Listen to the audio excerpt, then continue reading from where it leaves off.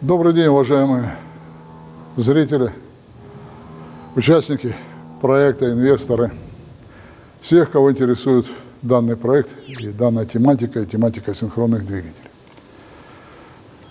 Мы регулярно отчитываемся о проделанной работе, регулярно рассказываем о том, что делаем, и регулярно просматриваем комментарии к роликам. Я в том числе. И что характерно?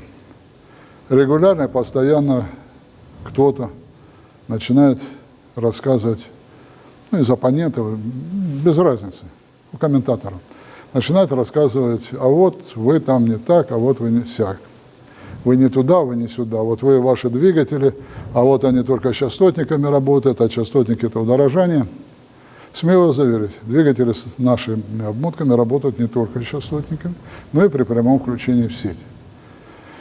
Почему мы делаем акцент на частотное регулирование? Потому что если раньше применялись различные способы уменьшения пусковых токов, всевозможнейшие, там, более простые, потому что не было современной электроники, такое регулирование характеристик, параметров установок проводилось другими способами, собственно говоря, более простыми, то сейчас подавляющее большинство двигателей работают вместе с частотным регулированием. Частотники. Вот мы с вами сейчас находимся в тепловом узле. Вот, пожалуйста, синхронный двигатель. Вот частотник. Да? Развернемся в другую сторону. Пожалуйста, вот асинхронный двигатель, частотник. Можно даже зайти с той стороны, посмотреть. Давайте пройдем сюда.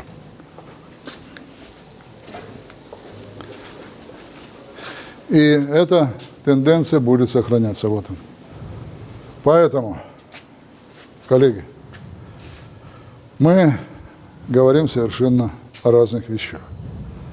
И если мы будем оставаться в прошлом и будем стремиться к прошлому, надо будет остаться там.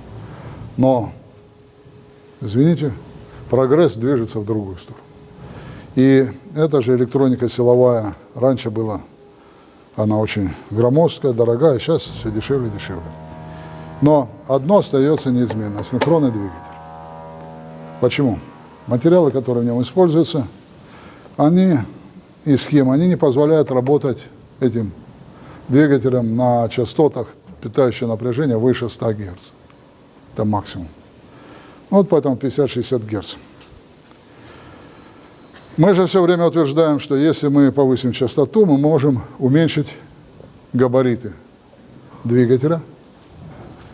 И, соответственно, с парка двигатель-контроллер будет стоить дешевле. Пойдемте дальше. Это мы посмотрели в индивидуальном тепловом пункте. Выключу свет. Зайдем еще в одно место. Причем надо понимать, что это двигатели, которые в отопительный сезон работают 24/7. И от их регулирования зависит, сколько мы с вами будем платить за электрическую энергию. Вот заходим. Еще двигатель, да? Вот если мы снимем с него накидку, тоже понятное дело, что это двигатель с частотным регулированием. Этот в летнее время тоже 24/7 работает. Многие говорят, а вот вы у себя применяете? Будем применять. Запустим, отладим и постепенно будем менять обмотки на наши. Потому что это неизбежный процесс. Сейчас у нас стоят другие первоочередные задачи. Нам надо завершить строительство и ввести объект в эксплуатацию. Дальше мы будем заниматься уже эксплуатацией, соответственно, и будем принимать меры к снижению энергопотребления. Мы могли бы там пройти дальше, там стоят чиллера, сухие градирни, везде частотное регулирование. В одном случае это двигатели с интегрированными частотными регуляторами, в другом случае частотные регуляторы стоят в шкафах. Если мы поднимемся на третий этаж, там система вентиляции и та же самая картина. Частотное регулирование. Зачем это сделано? Затем, чтобы в зависимости от изменения нагрузки мы подавали то количество энергии, которое необходимо для того, чтобы приводить в действие исполнительный механизм. Без регулирования это выглядит тоскливо. Тоскливо.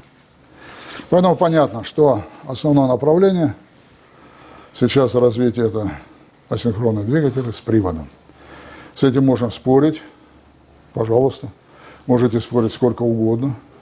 Но если посмотрите статистику, сколько раньше было, лет 30 назад в Российской Федерации двигателей с частотным регулированием, сколько сейчас. Люди можно не ставить. Надеюсь,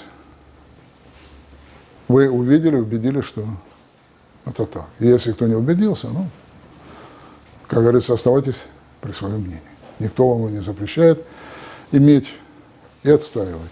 Но отставите с аргументами, а не так, как зайцы лапы за уши и погнал, да, по всем этим самым, а я вот, а я то. Нет, коллеги, с фактами, с фактами. Теперь второй вопрос. Мы неоднократно обсуждали это, я об этом говорил много раз, о том, что мы предлагаем повышать частоту питания, и в ответ слышим возмущенные возгласы там, оппонентов, там искры из глаз, слюна летит, а вот обороты 60 тысяч, там еще что-то. Коллеги, ну вы просто не разбираетесь в двигателе, да? Как говорится, если вам не нравятся кошки, да, то, судя по вашим комментариям, вы просто их не умеете готовить. Поэтому вернемся опять к фактам. Вот я специально открыл табличку. Двигатели асинхронные, АИР, ну можно там 4А, какие угодно, да? И смотрим на одни такие характеристики. Вот, АИР 56А2, 0,18 киловатт, да? И АИР 56А4, 0,12 киловатт. О чем это говорит? Соответственно, смотрите обороты. Вот если мы берем вот этот двигатель, 56-й габарит А2, это значит, что машина двухполюсная. Она имеет синхронные обороты 3000 оборотов в минуту, номинальный 2720. Скольжение очень большое. А вот этот двигатель уже четырехполюсный. Так вот, смотрите, что произойдет. Если мы на этот двигатель подадим не 50 Гц, а 100 Гц, он начнет вращаться в 2 раза быстрее. Поэтому у него мощность вырастет тоже в 2 раза. И она уже будет не 0,12, а как минимум 0,24. А с учетом того, что с повышением частоты вращения растет КПД, а мы тут видим вот двухполюсный 65%, а четырехполюсный 57%, она поднимется выше 65%. Но с обычными обмотками этого не сделаешь. Ну, значит, мы будем иметь те же самые 3000 оборотов. И куда, в какие мы 9000 оборотов улетели, в 20 тысяч? О чем речь? Вы просто не понимаете, о чем вы говорите. Или, может быть, вам надо более подробно рассказать, может, не до конца рассказал. Теперь смотрите, мы берем двигатель, вот, ну, 56-х тут уже такого нет, ну, возьмем 63-й, B6, 0,25, да, киловатт, а двухполюсный 0,55. Но если мы вот этот берем B6, это шестиполюсный двигатель, и у него обороты всего 870, и если мы в 3 раза повышаем частоту, мы получаем не 870, а уже под вот эти вот 2790, да? Но и мощность у нас будет не 0,25 киловатт, а уже как минимум 0,75, а так на самом деле 0,9 киловатт. А этот всего лишь 0,55 киловатт. Двигатель растет по мощности, сохраняя обороты те же самые. Но габариты это один и тот же габарит, а двигатель становится меньше. Поэтому если мы с вами говорили вот об этом двигателе, да, вот он, что он у нас стал сколько здесь? 0,3 киловатта практически, да, 0,24, там 0,26, да, то, извините меня, мы с вами уже можем куда добраться? Тут 0,37. Уже приближаемся к этому значению. И так далее. А есть вот еще АР-71, Б8, 0,25 киловатта, 645 оборотов. Здесь мы подаем 200 Гц, в 4 раза повышаем мощность, это 1 киловатт. 1 киловатт уже становится. 3000. И о чем речь? И так далее. И в этом случае мы, повышая частоту, применяя многополюсные машины, мы экономим сталь, мы экономим медь. Мы все экономим. И теперь посмотрим вот сюда. Вот этот вот двигатель, он при 3000 оборотов имеет мощность 60 киловатт. Вот такой двигатель. Да? Но он 2P16. Значит, у него синхронная частота вращения 375 оборотов. А если на 3, это получается в 12 раз больше частота. А в 12 раз больше, значит, 60 разделить на 12 при 50 Гц. Это сколько будет? Это 5 киловатт, да? Там, с трудом накарабкается. Но так как с повышением частоты у нас растет и КПД, то, а при снижении, вот, если мы частоту понизим, здесь КПД будет незначительный. Он где-то будет 0,6, где-то так, в этих пределах. А при повышении мы доходим до 0,93. Как это не парадоксально, да? И когда говорите, вал порвет, еще что-то произойдет. Нет, коллеги, ничего не порвет, потому что мы повышаем обороты. А моменты сохраняются. Если он здесь у нас с вами коротился 645-650 оборотов, а мы заставим его крутиться на 3000 оборотов, что с подшипниками будет? Да ровно что-то ничего. С валом что будет? Момент сохранится. Ну, несколько вырастет, естественно, там, не до критических величин. В основном для этих двигателей валы выбирают по механической устойчивости, потому что момент инерции, масса ротора, они достаточно большие. Если биение там сделать тонкий вал, он просто, в конце концов, начнет разрушаться. Поэтому валы, как правило, вал делается с запасом. Поэтому никто ничего не порвет, никто ничего не поломает, ничего не произойдет. Произойдет одна простая вещь. Снизится удельный расход материала. Уменьшится расход меди на киловатт мощности, электротехнической стали, алюминия и все остальное. Соответственно, снизится себестоимость двигателя. Поэтому у меня один простой вопрос. А почему до нас никто этого ничего не делал? Не делали по одной простой причине. Обычные схемы не позволяют на обычной электротехнической стали, например, 2412, работать на частотах свыше 100 Гц. И если бы перепроектировали их под частоты 200, 300 Гц, 400 Гц, пришлось бы применять уже пермалои. Это стали дорогие, тонколистовые, как в авиации. Это очень дорого. Плюс ко всему, пермалои требуют специальной обработки, отжига в вакууме при высоких температурах много часов. Это очень затратно. Поэтому и не делали раньше. И вот то, что потери в стали меньше, это было определено еще в 90-х годах нами. И в начале 2000-х, 2004, 2007, 2009 годы подтверждались на разных заводах, в разных лабораториях. Поэтому мы понимаем, что мы делаем. И это не очертя голову, такое заявление какое-то. Можно посмотреть наши протоколы. Но это сути не меняет. Остается вопрос открытым. почему не делают? Я полагаю, что мешают амбиции отдельных лиц, которые всю жизнь прожили, доказывали одно и то же. И никто из них сейчас не согласится с тем, что он всю жизнь утверждал немножко неправильные вещи, скажем так, мягко говоря. Плюс ко всему коммерческий интерес. Потому что когда человек работает, выполняет определенную работу, а потом говорит, вы знаете, вот там сидит такой лысый с мешками под глазами, крендель, который говорит не то, давайте к нему пойдем. А я пойду и уволюсь или застрелюсь. Никто этого делать не станет. Он будет отстаивать свои позиции. Но вместе со своими позициями в пропасть тянет и всех остальных.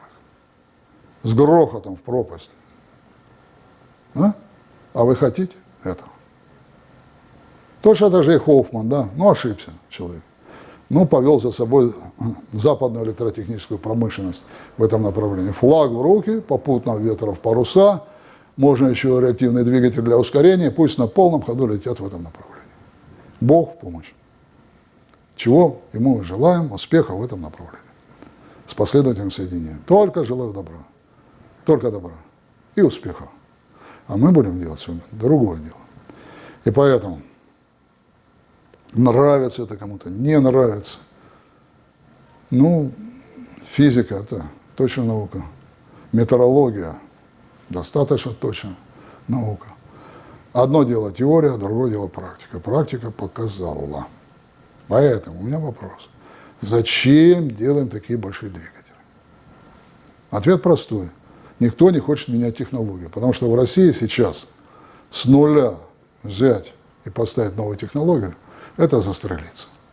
Просто при этом налогообложение, при банковских ставках хороших таких. Поэтому есть выходы совершенно иные. И эти выходы показывает проект, который мы с вами реализуем.